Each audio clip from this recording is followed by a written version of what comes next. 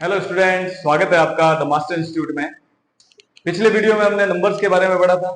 Number को अच्छे से डिफाइन कर लिया था हमने, बहुत अच्छे से हमने उसको देख भी लिया था। सारे प्रकार भी हमने देख लिए थे, किस किस प्रकार से हम उनके वचन को जो है चेंज करेंगे। आज जो हमारा अगला टॉपिक होने वाला है वो पार्ट ऑफ स्पीच का सेकंड पार्ट है, यानी प्रोनाउन। प्रोनाउन जिसको हिंदी में हम सर्वनाम के नाम से जानते हैं, और इसकी परिभाषा भी लगभग आप परिचित हैं कि वो शब्द जो नाउन की जगह को रिप्लेस कर लेते हैं, यानी नाउन की जगह पर काम आते हैं, उन्हें हम क्या कहते हैं? प्रोनाउन। डेफिनेशन के रूप में ऐसे लिख सकते हैं, a word which is used in place of noun is called pronoun। वे शब्द या वो शब्द जो नाउन की जगह को रिप्लेस करता है, नाउन की जगह पर काम आता है, उसको हम क्या बोलते हैं? प्रोनाउन बोलते हैं। तो बस अब इस प्रोनाउन को हम पढ़ने वाले हैं। इस प्रोनाउन के बारे में हमने पहले भी कई बार पढ़ रखा होगा। हमने प्रोनाउन चार्ट देखा है जिसमें हमने चारों केस देखे थे, जैसे सब्जेक्टिव केस में आने वाले वर्ड्स, ऑब्जेक्टिव केस में आने वाले वर्ड्स, पजेसिव में और रिफ्लेक्सिव में आने वाले। बट आज हम इसको पार्ट्स में डिवाइड करेंगे कि उनके अलावा, वो तो चलो पर्सनल प्रोनाउंस के अंदर और रिफ्लेक्सिव में आप देखते हैं, बट उसके अलावा प्रोनाउंस के कितने रिलेटिव पार्ट हैं, उसके संबंधित चीजें हैं, उसको हम आज इस वीडियो में पूरी करके देखेंगे। चलो मैं इसके साथ अपन शुरू करते हैं इस वीडियो को। अब जो अगली चीज होने वाली है वो क्या है, उसको देखिए आप एक बार। अब प्रोनाउन के साथ इसके पार्ट को हम एक एक करके देखते हैं। प्रोनाउन के बारे में जैसे हमने देखा, प्रोनाउन रिप्लेस करता है उस जगह पे जहां पर नाउन खड़ा हो। नाउन के एक्सेसिव यूज को कम करने के लिए हम किसका यूज करते हैं? मतलब बार बार नाउन नहीं आ जाए। जैसे एक बार एक राजा था, राजा बहुत दयालु था, राजा एक बार एक साधु के पास गया, राजा ने साधु को अपनी समस्या बताई, राजा साधु के सामने उदास हुआ। बार बार जब वो राजा राजा आ रहा है, जैसे लॉइन एंड माउस आपने पढ़ी होगी, तो बार बार आपने लॉइन का नाम नहीं देखा होगा, उसकी जगह ही या इट का यूज हुआ होगा। तो राजा की जगह बार बार आप ही का यूज करोगे। बार बार राजा भी कहने से उस कहानी का जो इम्पैक्ट है वो कम हो जाता है, प्रभाव कम हो जाता है। तो वही प्रभाव कम करने के लिए हम किसका प्रयोग करते हैं? प्रोनाउंस का प्रयोग करते हैं। तो अब हम यहाँ प्रोनाउंस के पार्ट देखेंगे। जो हम इसका पहला पार्ट देखने वाले हैं वो है हमारा personal pronoun. Personal pronoun, personal व्यक्तिगत पर्सनल प्रोनाउन के बारे में जब हम पढ़ेंगे तब उसमें वो चीजें आएगी जो सब्जेक्टिव केस के अंदर काम में आती है। जैसे सब्जेक्टिव या ऑब्जेक्टिव केस में जो हमारे लिए व्यक्तिगत रूप से पर्सनली काम में आती है, जैसे एग्जांपल के रूप में इसको देखा जाए तो उसको ऐसे एक साथ ही डिफाइन करेंगे। जैसे आई सब्जेक्ट है, फर्स्ट पर्सन के रूप में काम आता है, उसका ऑब्जेक्टिव केस है हमारे सामने मी। उसी तरह दूसरा फर्स्ट पर्सन है हमारा वी, उसका ऑब्जेक्टिव केस है अस।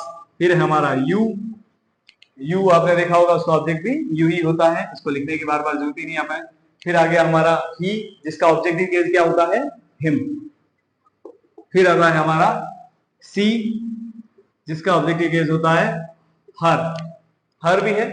तो अब जब आती है बारी इट के बारे जाते हैं हम, तो इट को हम पर्सनल प्रोनाउन में नहीं लेते, ये इम्पर्सनल प्रोनाउन में हम उसको अलग से डिफाइन करेंगे। फिर आती है हमारी बारी दे की, और दे का ऑब्जेक्टिव केस होता है देम। ये सारे पर्सनल प्रोनाउन के एग्जांपल्स हैं, ठीक है। फिर हम आगे बढ़ते हैं। जो हमारा दूसरा, ये सिर्फ हम उसके उदाहरण देख रहे हैं, वे उसके बाद में इसको कैसे पहचाना जाता है वो हम आगे उसको देखेंगे एक एक करके। जब एक एक पार्ट को हम पढ़ने जाएंगे तब देखेंगे हम। फिर आता है हमारा नेक्स्ट जो है वो है हमारा पजेसिव केस। पजेसिव केस यानी पजेसिव प्रोनाउन। अब जब हम पजेसिव प्रोनाउन को पढ़ेंगे तो उसमें पजेसिव वाले वर्ड आएंगे जो पजेसिव के रूप में काम आते हैं। पजेसिव केस में जब आपने पढ़े होंगे, जैसे आई का माय है, और माय का क्या हो सकता है? माइन, माय का माइन। फिर वी, तो वी का है अवर या अवर्स, ये एडजेक्टिव के रूप में भी काम करते हैं, ये नाउन को अपने साथ लेकर चलते हैं, उसकी विशेषता बताते रहते हैं, ठीक है। फिर आता है योर, और योर के साथ आता है योर्स, योर के साथ क्या आता है? योर्स। फिर योर के बाद में आता है आपका हिम का, ही का आ जाता है हिज।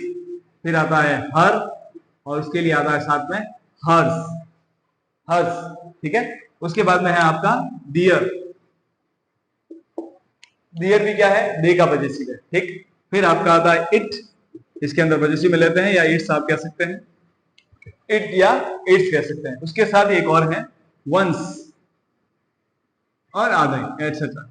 इन सबको किस केस में रखेंगे हम? पॉजिटिव केस के अंदर रखेंगे। अगले पार्ट में हम देखते हैं, इसका जो अगला पार्ट होने वाला है वो है आपका रिफ्लेक्सिव।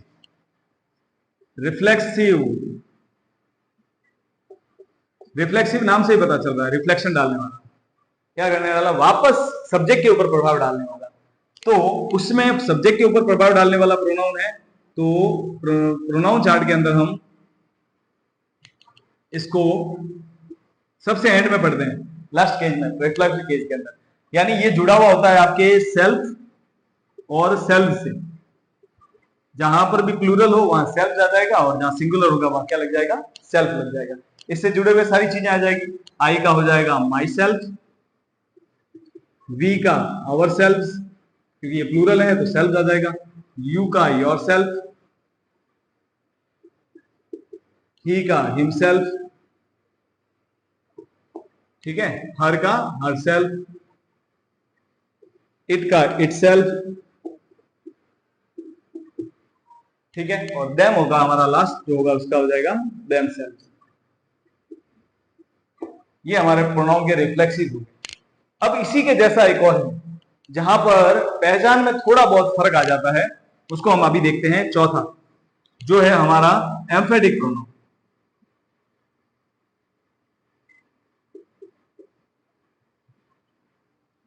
एम्फेटिक प्रोनाउन और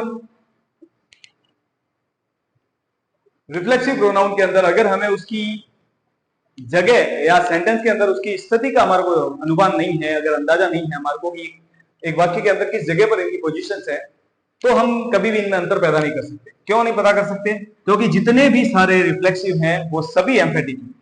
ये सारे रिफ्लेक्सिव जो हैं ये सभी एम्फेटिक भी होते हैं, यानी इसमें ये सारे शब्द यहां पर काम आएंगे।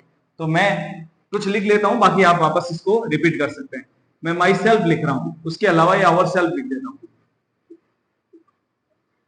ये सारे के सारे, जैसे माई सेल्फ आ गया, आवर सेल्फ आ गया, योर सेल्फ आ गया, हिम सेल्फ आ गया, हर सेल्फ आ गया, इट सेल्फ आ गया और देम सेल्फ आ गया, ये सारे के सारे एम्फेटिक प्रोनाउन के अंदर भी काम में आते हैं। एम्फेटिक प्रोनाउन में ये ऐसे कैसे काम में आ सकते हैं। अब आपको लगेगा हम इसमें अंतर कैसे पैदा कर सकते हैं। अब हमें कैसे पता लगेगा कि ये कैसे काम करते हैं, कहां पर इसको पहचानेंगे। तो क्या होता है, रिफ्लेक्सिव प्रोनाउन के अंदर जो रिफ्लेक्सिव वर्ड्स हैं वो वर्ड जो है वाक्य में सब्जेक्ट के जस्ट बाद ना आकर सब्जेक्ट के बाद में हेल्पिंग वर्ब या वर्ब और उसके बाद में या वाक्य के अंत में आते हैं। उसकी बजाय एम्फेटिक प्रोनाउन के अंदर जिस वर्ड का यानी जिस प्रोनाउन का रिफ्लेक्सिव लिखा जाता है वो जस्ट सब्जेक्ट के तुरंत बाद लिखा जाता है। जैसे आई है तो उसके जस्ट बाद आ जाएगा माई सेल्फ। अगर वर्ड का इस प्रोनाउन का रिफ्लेक्सिव जस्ट उसके बाद आ रहा है तो वो एम्फेटिक, और अगर जस्ट बाद में अगर पीछे कहीं भी आ रहा है तो वो रिफ्लेक्सिव। वो क्या है? रिफ्लेक्सिव। बस इतना सी चीजें हैं जो इनमें अंतर पैदा करती है। चलो इसके आगे देखते हैं। हमने चौथा पार्ट देखा, चौथे पार्ट के बाद हम उसके आगे देखते हैं इसका अगला पार्ट। देखिए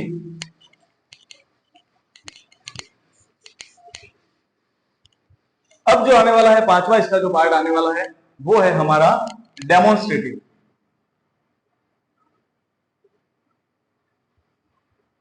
डेमोन्स्ट्रेटिव प्रोनाउन। अब जो ये डेमोन्स्ट्रेटिव प्रोनाउन है ये डेमोन्स्ट्रेट करता है। डेमोन्स्ट्रेट का मतलब क्या होता है? प्रदर्शित करना, संकेत करना, इशारा करके बताना।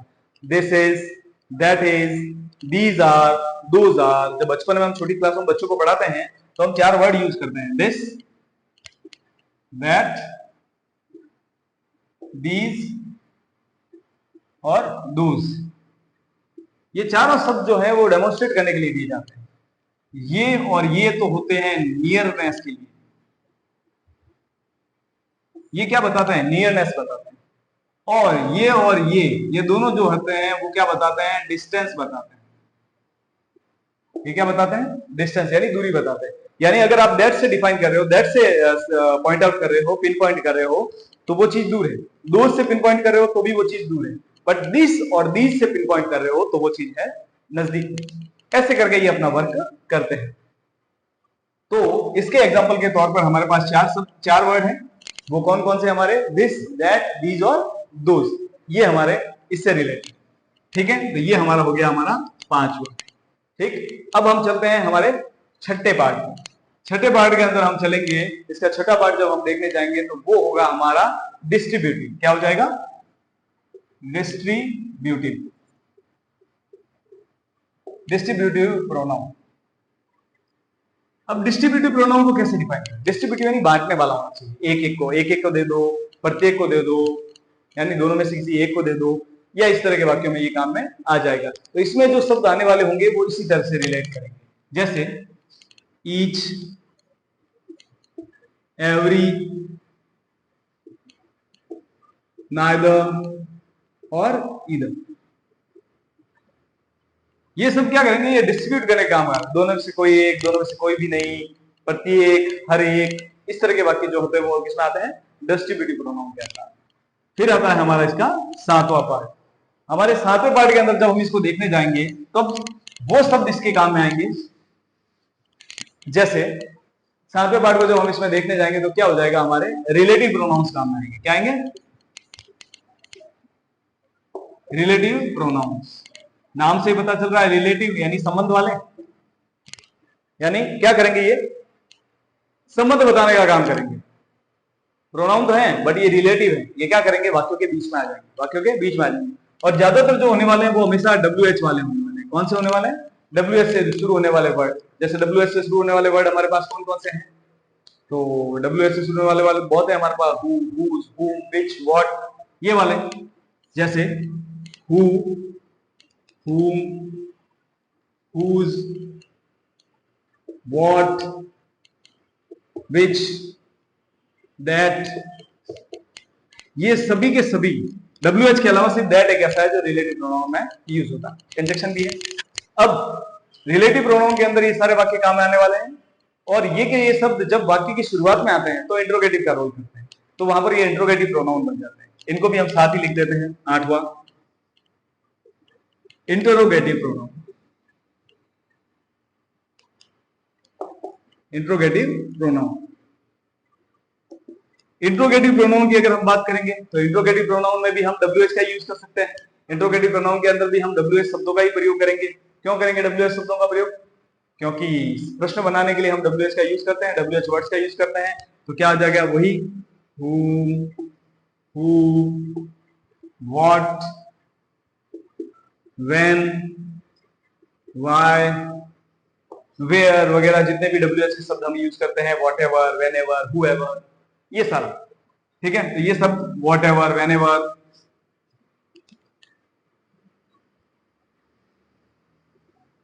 whatever, whoever, कई सारे शब्दों का हम यहाँ पर प्रयोग कर सकते हैं। तो जो प्रश्न निर्माण करते हैं, वेयर का भी यूज कर सकते हैं। WH के वे शब्द जो प्रश्न निर्माण के काम में आते हैं वो सारे के सारे आपके इंट्रोगेटिव प्रोनाउन हैं। बट वो करेंगे क्या? वो प्रोनाउन का काम करेंगे कब? यानी वो उस उत्तर की जगह ले लेंगे। जो उत्तर हम ढूंढ रहे हैं उस प्रश्न का, उसकी जगह ले रहे हैं कौन? ये लोग। जब वो उत्तर अपनी जगह लेने आएगा तो ये आप उस जगह से क्या हो जाएंगे? हट जाएंगे। फिर आता है आपका 9वां पार्ट। 90वें पार्ट के अंदर हम जब इसको देखने जाएंगे तो हमारा हो जाएगा क्या? रेसिप्रोकल। कुछ नाम अलग अलग हैं इनके, थोड़े से आपने पहले पढ़े भी हो और ना भी पढ़े हो, पर इनके नाम याद किए जा सकते हैं और नामों से इसको अच्छे से डिफाइन भी किया जा सकता है और बहुत अच्छे से इसको पहचाना भी जा सकता है। अगर आप किसी नाम याद है तो बहुत जल्दी आपको याद आ जाएगा कि इसके कीवर्ड्स क्या है। रेसिप्रोकल प्रोनाउन के अंदर सिर्फ 2 कीवर्ड्स हैं। जैसे एक है आपका ईच अदर, ईच अदर, और दूसरा आपका हो जाएगा वन अनदर। तो जब भी आपको किसी वाक्य के अंदर प्रोनाउन पहचानने की बात आएगी और आपको उस वाक्य के अंदर ईच अदर या वन अनदर दिखाई देगा और आपको पता करना है कि कौन सा प्रोनाउन है, तब ये उदाहरण है आपका रेसिप्रोकल प्रोनाउन का उदाहरण मिलेगा। कौन सा प्रोनाउन होगा आपका? रेसिप्रोकल प्रोनाउन, यानी पहचानने में ज्यादा डिफिकल्टी नहीं आनी चाहिए। फिर चलते हैं हम इसके आगे हमारे 10वें पार्ट की तरफ। हमारे 10वें पार्ट के अंदर हम देखेंगे इसके अगले पार्ट। 10वें पार्ट के जब हम अंदर जाएंगे तो हम यहां पर देखेंगे अपने इनडेफिनेट प्रोनाउंस। इनडेफिनेट जो अनिश्चित होते हैं प्रोनाउंस। इनडेफिनेट प्रोनाउंस के बारे में अगर हम बात करें तो वो जिसके अंदर बताया गया जो सब्जेक्ट है यानी जो संज्ञा है उसके बारे में निश्चित जानकारियां नहीं है। किसी ने मेरा पर्स चुरा लिया, समवन स्टॉल माय पर्स, ठीक है ना। तो इस तरह के वर्ड, एवरीबॉडी जिसमें उसके बारे में पता नहीं हो, नोबडी, समथिंग, नथिंग, इस तरह के वाक्य इसमें काम आएंगे। जैसे इसके लिए उदाहरण दे देते हैं, वन शब्द आ गया, कोई एक, ठीक है, समवन, somebody, somebody वर्ड हो गया, एवरीबॉडी हो गया, नोबडी हो गया, नोबडी, एवरीबॉडी, समथिंग, नथिंग, ये वो रिलेटिव वर्ड है, इससे जुड़ने वाले, ठीक है। जैसे ऑल, ऑल में भी आप देख सकते हैं, नन, कोई नहीं। ये सारे शब्द जो है वो बताते हैं इंडेफिनिट, यहाँ पर डिफाइन है, वो निश्चित सर्टेनिटी है ही नहीं, निश्चितता है ही नहीं, इसलिए ये सारे शब्द किसको डिफाइन करते हैं, इनडेफिनेट प्रोनाउन को डिफाइन करते हैं। ये हमारा हो गया था 10वां पार्ट। अब चलते हैं हम हमारे 11वें पार्ट की तरफ। 11वां पार्ट जो है हमारा है वो है आपका exclamatory, exclamatory pronoun. Exclamatory pronoun, exclamatory, exclamation, exclaim करना, ये सारे वर्ड पढ़े होंगे। जब आप ये साइन को पढ़ते होंगे तब आपको पता चल जाता होगा, यानी आश्चर्य प्रकट करने के लिए, विस्मय प्रकट करने के लिए। तो इसके अंदर हम एक शब्द का उपयोग करते हैं, हाउ या व्हाट। व्हाट देख लो, व्हाट को प्रयोग करते हैं हम नॉर्मली। तो व्हाट से हमारे को पता चलता है आश्चर्य प्रकट, what a beautiful car it is, ठीक है, व्हाट अ फूल। तो ये शब्द जो होते हैं ये क्या करते हैं, आपका विस्मय प्रकट करता है, इसलिए हम इसको क्या कहते हैं, एक्सक्लेमेटरी, एक्सक्लेमेटरी प्रोनाउन। क्लियर। अब लास्ट जो हमने पहले छोड़ दिया था पर्सनल प्रोनाउन के अंदर, वो हो गया हमारा इम्पर्सनल प्रोनाउन। इम्पर्सनल प्रोनाउन के अंदर क्या है, इम्पर्सनल प्रोनाउन जो पर्सनल नहीं है, पर्सनल में हमारे व्यक्तिगत जो थे वो, अब उसके अंदर हमने सभी सब्जेक्टिव और ऑब्जेक्टिव केस को ले लिया था, बट एक को छोड़ दिया था, आपको याद हो तो इट को छोड़ दिया था। तो यहां पर जो इम्पर्सनल प्रोनाउन में आने वाला है वो है आपका इट, एक्सेट्रा जो भी। अब ये इट जो है ये इम्पर्सनल प्रोनाउन के लिए आता है, किसी व्यक्तिगत के लिए नहीं आता है, बाकी ये काम आता है, ठीक है। तो ये सारे के सारे जो हमने 12 पार्ट पढ़े, ये सारे के सारे पार्ट जो है वो किससे रिलेटेड है, प्रोनाउन से रिलेटेड है। अब इसको आप वापस से इनके नाम के साथ इनसे जुड़े हुए कीवर्ड्स को देख सकते हो, तो आपको पहचानने में ज्यादा आसानी होगी। जैसे पर्सनल प्रोनाउन हमने पहले पढ़ा, तो पर्सनल प्रोनाउन से रिलेटेड क्या थे, सब्जेक्टिव और ऑब्जेक्टिव केस। उसके बाद में हमने पजेसिव पढ़ा, तो पजेसिव के अंदर पजेसिव केस में आने वाले word my, mine, her, him, sorry his, ये सारे शब्द। फिर हमने रिफ्लेक्सिव पढ़ा, तो रिफ्लेक्सिव के अंदर हमने देखा कि जिनमें भी सेल्फ और सेल्फ लगा हुआ था वो सारे वर्ड्स। एम्फेटिक पढ़ा, तो एम्फेटिक रिफ्लेक्सिव का ही सिमिलर है, और उसमें भी वो कीवर्ड्स काम आते हैं जो रिफ्लेक्सिव में आते हैं, बट फर्क इतना है, उन दोनों में अंतर इतना है कि वाक्य के अंदर उन दोनों की जगह अलग अलग है। तो जगह देखकर आप पता कर सकते हो कि कौन सा एम्फेटिक है और कौन सा रिफ्लेक्सिव है। फिर आता है डेमोन्स्ट्रेटिव। डेमोन्स्ट्रेटिव बात की तो डेमोन्स्ट्रेटिव में 4 वर्ड्स ही थे, 5 वर्ड हमने काम में लिए थे, जो संकेत करके बताने की कोशिश करते हैं, जैसे दिस, दैट, दीज, दोस, ऐसे। फिर हमने पढ़ा रिलेटिव्स के बारे में, तो रिलेटिव के अंदर WH के सारे वर्ड हमने पढ़े, उसके साथ दैट को पढ़ा, जो संबंध जोड़ने का काम करते हैं, जिनका अर्थ जो से प्रकट होता है, ठीक है। उसके बाद में हमने पढ़े थे डिस्ट्रीब्यूटिव, तो डिस्ट्रीब्यूटिव के हमने अंदर पढ़ा ईच अदर, ठीक है ना, sorry each, every, neither, either, ये सब पढ़े थे हमने। उसके बाद में हमने इंट्रोगेटिव के बारे में पढ़ा, इंट्रोगेटिव में हमने WH से जुड़े हुए शब्दों को वापस पढ़ लिया। उसके बाद में हमने रिफ्लेक्सिव, सॉरी रेसिप्रोकल को देखा, रेसिप्रोकल में 2 कीवर्ड्स के बारे में बताया गया, ईच अदर और वन अनदर के बारे में बताया गया। फिर हमने एक्सक्लेमेटरी पढ़ा, एक्सक्लेमेटरी में हमने एक ही वर्ड को देखा जो था व्हाट, जो विस्मय पदा आश्चर्य प्रकट करने के लिए बताया जाता है। फिर लास्ट इम्पर्सनल प्रोनाउन, जिसको हमने पर्सनल प्रोनाउन में नहीं रखा था, यानी इट। तो ऐसे करके हमने इसके 12 पार्ट्स को पढ़ लिया। बहुत अच्छे से सब लिखा हुआ है, आप वापस से वीडियो को पॉज करके लिख सकते हो।